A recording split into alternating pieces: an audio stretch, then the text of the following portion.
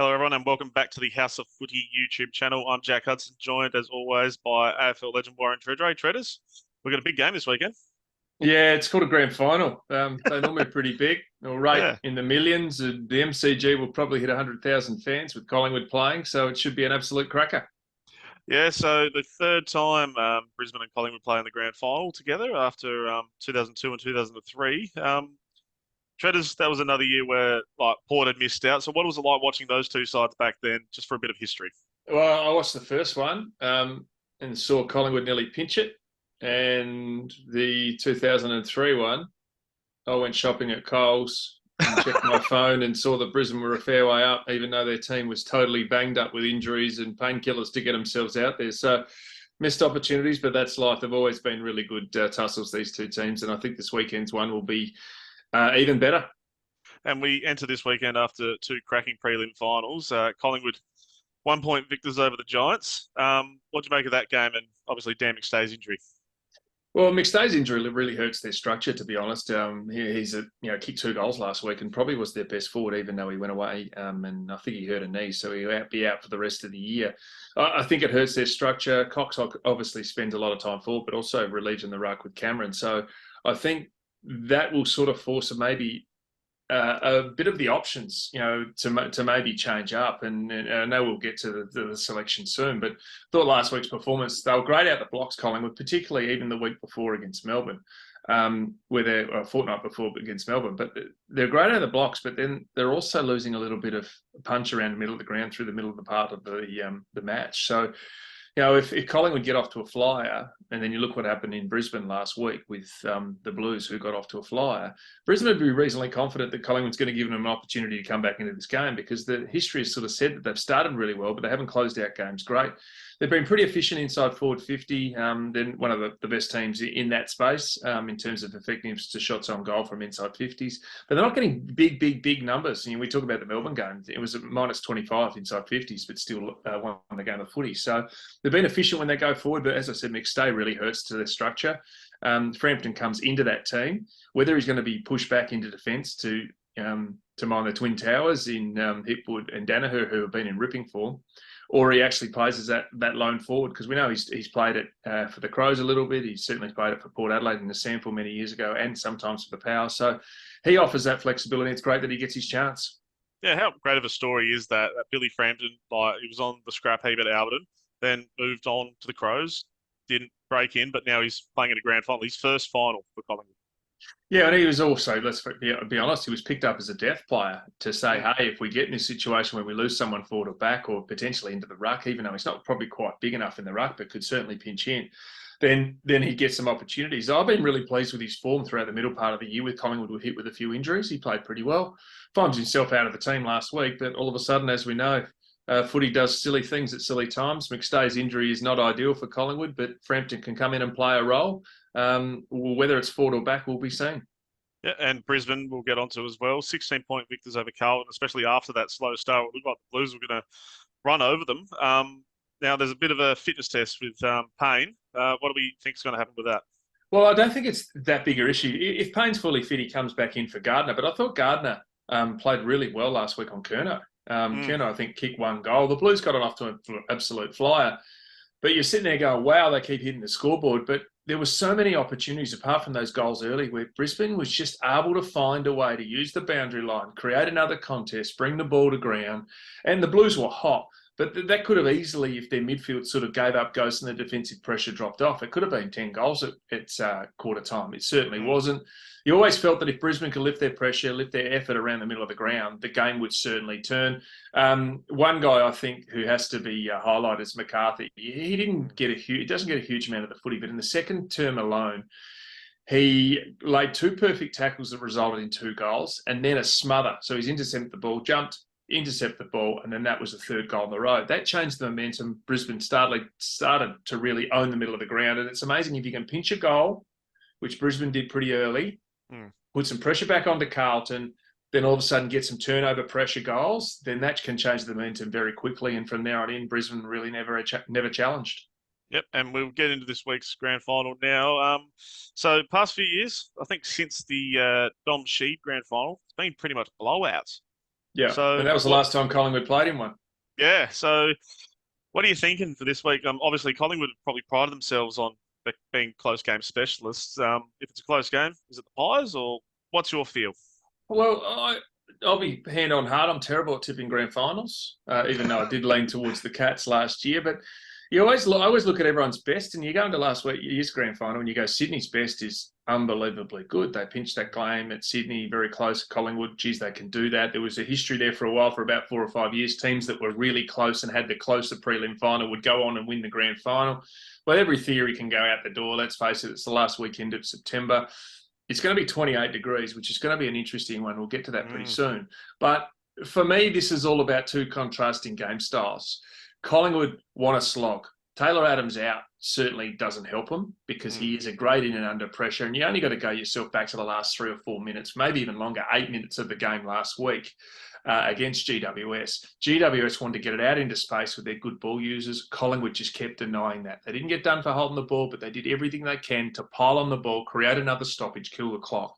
They do that as good as anyone. Sure, you look at the players like the Dacos brothers, Sidebottom, Chris Pendlebury, Mitchell, De Goey. They want the ball out in space, but they're better at the contest than I think Brisbane are. And Brisbane, it's funny, I think they've revolutionised themselves because they've been a mm, team for transition, one of the best transition teams. So outside of post-stoppage, once it gets out of a stoppage and the game is played on its terms and there's 50-50 balls, Brisbane are dominant. They score as quick as anyone from the back half to the forward half. We know, you look at the teams that go around, Bailey, Berry, Zorko, Neil, then you go Cameron, Rayner, those types of guys forward. It's been unbelievable how quick in transition go. But if you go back to their two games in finals, they kicked 13 goals from turnover. From stoppage against Port Adelaide in the first final. And Port was arguably the best at the comp of that. So mm. their stoppage game has really improved. The Brownlow medalist, Lachie Neale, gets to go out there again as a dual Brownlow medalist in his second grand final. The first time was, I think, back in maybe 13. 2014, 13 it was, yeah, against Freo, who's the sub at that stage, when they had that Mm, stupid sub vest that you couldn't really use until you took someone totally out of the game. So for me, it is a transition free-flowing game Brisbane want. Keep speed in the game, speed on the ball. Collingwood, they want to slow it down, hold possession. Then when they get an opportunity to take the game on, then they'll do that. So, this is the interesting bit. There's some great statistics around to say that Collingwood, they are susceptible to defence, but they've got one of the meanest defences in their comp. But what they do is they turn over the ball effectively at centre-half back to just before it goes inside 50. You can't stop them. They flip it out the empty side. They take on the game. You can just imagine they're running defenders, more and the like, take the game on. It gets to the hands of the Dacos and De Goey, and it's just all downhill, bang, score, and you can almost impossible. But what they are susceptible to do is if you can actually find that mark around that area, refuse to kick a turnover ball to that zone of centre half back and kick the ball deep inside forward 50, they're vulnerable. We've seen Moore, who's a superstar player. No defender is going to find it easy, the ball getting dropped 30 metres or 20 metres out, favoured side. That's where they are susceptible. And when you look at the two teams matching up, Daniher and Hipwood, they'll get up the wings. But what do Brisbane do? They want to kick long to space because that plays to their twin towers. And even Oscar McInerney, he got a couple of goals last week pushing and resting forward as a big fella. If they go deep and everyone thinks they're bombing up, they can lead up from that. But then if they don't hit the targets and the ball hits the ground, you look at the small forwards on offer.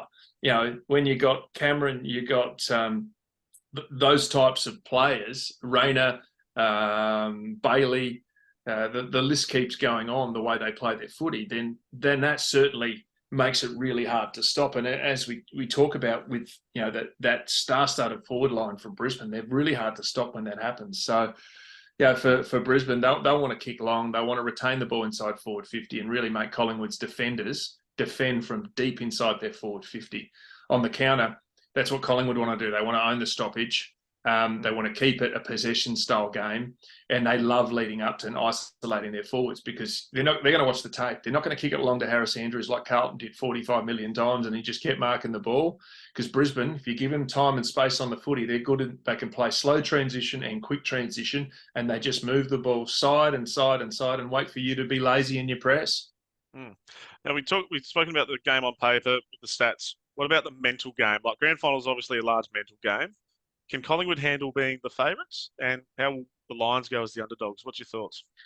Well, this is the funny one, isn't it? If we Mm, record this at 7 o'clock on Saturday night, we'll tell you who dealt with the speed and the pressure. But if you look at it, the bookies are saying Collingwood are favourites, right? That says to mm, me Collingwood's got more members and putting more money on and hoping their team does well, right? So, but where is the value on this? I think if you're looking at that from a simple perspective, if you took the jerseys away and go, these are these people, who's probably up and going more? I think Brisbane are. I mm. think Brisbane are up and going more because I think their game stacks up more at the moment. But it's all going to have to be both teams contrasting styles. If it turns into a scrap, that's not going to suit Brisbane. They'll find it hard for space. Charlie Cameron won't have space. Rayner won't have space. McCarthy won't have space. The key forwards will get there. It'll be up against 3 and 4 other people in the contest. It'll be hard to take a contested mark. But if it is space, then that suits Brisbane. So I think if anything, the pressure and the favourite tags will be the question on Collingwood and whether they can deal with it. Well, at their best, they certainly can. But this last half of the year with injuries and form in these finals, they've fallen over the line. That can be a good sign if it turns into a late game scrap, as we've seen from the last closest grand finals between West Coast and Collingwood. Dom Sheed, impossible goal from the boundary line, gets the job done after Collingwood were a fair way up early in that match. But you go Brisbane, underdogs, no pressure. Everyone's rooting for them, apart from Collingwood, because no one wants Collingwood to win. That's how Melbourne normally rolls. That's what happened to us many years back in 2004. Collingwood fans actually supported us against Brisbane because they didn't want Brisbane to win 4 in a row, which was a Collingwood record. So has Brisbane got the better form? Yes, they have. The question for them is it rabbit in the headlights on a ground they don't play a huge amount out? You know No. what? That's the question mark for them. I can only go from personal experience. We had that in 04. That was the question mark on us in 04. It wasn't a concern. You might argue in 07 it certainly was, but we got the Storming Cats and rock and rolled us. But the other one to talk about, and I touched on it briefly, is 28 degrees. That's out of this world for Melbourne. I know we get it sometimes on grand final day. But you look at Collingwood's last 2 outings. Cold, night games, and particularly a game in Melbourne, it was a dreary, slippery, wet, dour affair. So that suits Brisbane. I think form suits Brisbane. I think the weather suits Brisbane. I think player fitness suits Brisbane. They've got more players up and going. So I probably lean towards Brisbane. Right. If you look at where the matchups are, I think Dunkley, after his stellar job on Cripps last week, will go to De Goey. De Goey, he was unbelievable. And the interchange rule even prevented him playing even better late in that game. They couldn't get him back on the Pies. McCluggage and Zorko on the wings. Geez, good luck to those blokes. They'll rack up 30 each. It'll be the one who's the most effective. Zorko's side bottom. Robertson sometimes tags. Do Brisbane look at breaking up their structure and putting Dacos, or maybe it's Berry, who also does some tagging too, but as we saw last week, can get forward and do some damage. Lockie Neal versus Mitchell, that's a potential matchup. Brownlow versus Brownlow, both inside mids, so that would pretty much rule that, hey, just hunt footy and the team wins. And then you also got Zach Bailey, who can do some damage on the outside with the elder statesman Scott Pendlebury, who still moves as quick as he did as a 22-year-old, but he just keeps racking up the footy. It doesn't matter.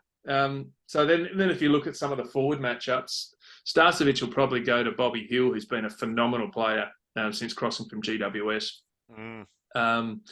Frampton might have to go back on Danaher because I think Moore will probably play on Hipwood, or it's whether they go to Murphy and then leave. Do they leave Frampton forward? Quaino's going to have a massive job on Charlie Cameron. Cameron, when he gets out of control, he is certainly someone to worry about. And is Harris Andrews? They're going to try and make him accountable. The Pies will Mycheck go to him. So I think the ruck battle will certainly help. Big O and Danaher relieving versus Cox and Cameron. I just think Brisbane's probably a little bit more settled. So it's why I probably think Brisbane by about 3 goals. I do wonder if that, you did mention like the MCG hurdle, it didn't phase you, but they've won 3 of their last 27 at the MCG, Brisbane. Yeah. But how long's that over? Over a bit. I think it's 15 years? one of the last 15 as well on that they've won. Yeah. So So there's that angle, but you know what gets rid of that? Start really good and kick 3 straight goals. Yeah, 100%. and you silence the crowd, and all of a sudden we're on fire, and then they're getting turnovers, and it's great to have games where you just pick teams apart. That I watched for intent, and what I saw last week with Brisbane, they were off the boil. Carlton couldn't play any better, right? But then all of a sudden, Brisbane's mids lifted. They started turning the screws. As I said before, Lockie McCarthy, did 2 tackles and amazing smother, resulted in 3 straight goals from turnover. That's the unlikely source that can change the momentum on it. And as I mentioned about whether Frampton goes forward or back, if he goes back, that might mean that Jeremy Howe has to go forward. And we've seen that this year. He's been able to pop up and kick some goals. So for me, Brisbane's goal sources look obvious. For me, Collingwood's goal sources with McStay out are a little bit more pie in the sky. That can actually help you sometimes too, because the predictability of how to plan against that, if your Brisbane goes, who they're going to play there, what's the matchup going to look like. So I think we're up for an absolute belter. Wouldn't surprise me if Collingwood win. But hand on heart right now, I just think Brisbane's probably 3 goals better at the moment on form and level across the ground in terms of all their stars up and going. I'll back the Pies in because I reckon my old man might smack me around the head if I don't. So, but I want to ask you as well. So Brisbane have obviously had the prelim struggles the past that they didn't make it in the finals. They bombed out. What did that do for you guys when you went into 04? It seemed like the pressure was off. You said like there's been stories about Choco telling jokes in the change rooms pre-game, all that sort of stuff. Did Brisbane is it like the shackles are off, you're there, make the most of it? Oh, I think in hindsight that all sounds sexy. Yeah, but I'm sure it does. In hindsight, when we went through it, because we'd failed, 0-1, we went straight sets. We weren't probably prepared mentally enough. And then 0-2 and 0-3, we lost home finals and then couldn't get close enough, didn't play well enough to get in the prelims. Well, we got in the prelims, but didn't perform on the day. But because we'd fallen over St Kilda, not when I say fallen over, we were about 4 or 5 goals down. It felt like that many at quarter time. And then all of a sudden win by a goal and everyone goes, you're lucky. But from 3/4 time onwards, you dominate play. I think that the shackles from a getting their perspective were gone. I think that would certainly be the case for Brisbane. And I liken the 2004 journey for Port Adelaide very similar to Brisbane's journey. We finished top, they finished second. There were question marks going into the finals whether you can get it together.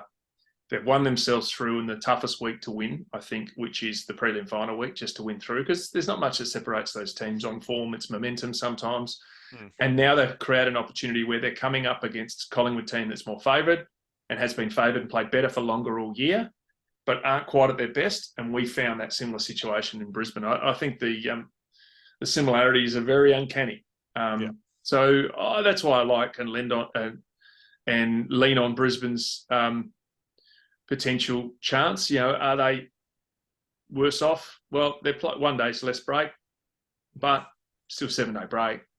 100%. Still, and they don't have any question marks. Well, they've got the pain fitness test, but we'll know in the next 24 hours whether that's going to happen. But Gardner's been proven. Bar this year, he's been a mainstay in their defence for a long period of time and did a great job on Curnow. So I don't think that's a huge concern for them. So I think there's an element of positivity to Brisbane to say, hey, we're here.